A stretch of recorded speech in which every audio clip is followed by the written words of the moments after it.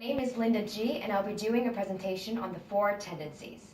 So the 4 tendencies are the rebel, the obliger, the upholder, and also the questioner. And they pertain to meeting outer expectations and also inner expectations. We have the upholder, which meets outer expectations and also inner expectations. And then we have the direct opposite, the rebel, who doesn't meet outer expectations nor inner expectations. And then we have the questioner that meets inner expectations and will only meet outer expectations if they see reason. And the obliger does not meet inner expectations, but they meet outer expectations. So as you can see, there's a different type of graph all over again. And generally speaking, the questioners tend to be the biggest group of all, and the rebels tend to be the smallest group of all. An upholder's motto is, "I hate making mistakes or letting people down." So you can see that this tendency is the type of person that meets outer expectations and also inner expectations, which makes these people really great hard workers. They're very task-oriented, they're very organized, they will get things done, they abide by rules, they love and thrive off of that sort of stress, those sort of boundaries. And the pros is that you get a lot of things done, but the con is, you're a perfectionist, you're a type A personality, and if things don't go your way, then you get very, very, very anxious. Next we have the rebel. So these people don't meet inner expectations nor outer expectations, hence the name rebel.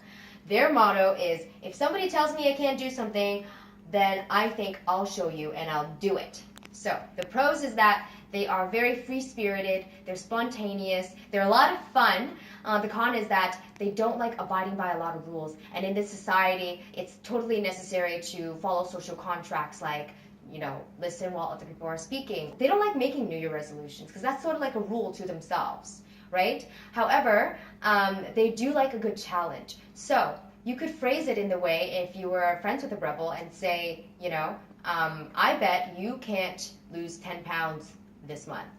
You bet your ass they're going to lose 10 pounds this month because they just want to prove you wrong.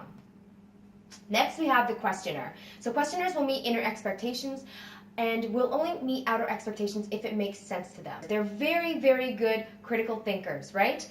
They like to do thorough research. However, the con is that they might get bombarded with so much information and be on the constant search for new information that they never end up making a decision and thus have decision paralysis.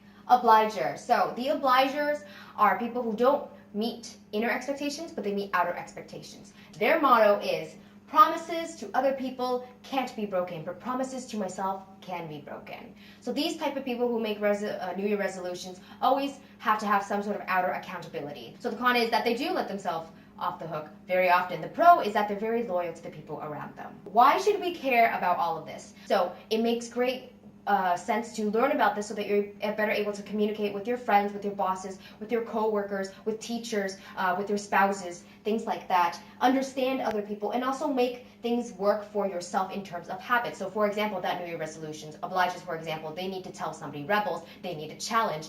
Upholders, they need rules, they like being told what to do. And questioners, they need to research something and do a lot of research and see if it makes sense for them. Some fun facts. Agendas and schedules work really well with upholders, same with to-do lists because they like checking things off.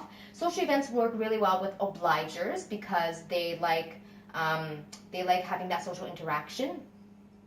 Specificity / clarity. This works really well with questioners because they like to get specific. They like to be very clear on everything. They don't like it when things are muddy. Obligers and rebels tend to make really good mates because obligers tend to feel like they're obligated to other people, while rebels it's like the opposite, forbidden love. Yeah, we don't have to do that. We don't have to do any of that. Come with me. We'll have so much fun.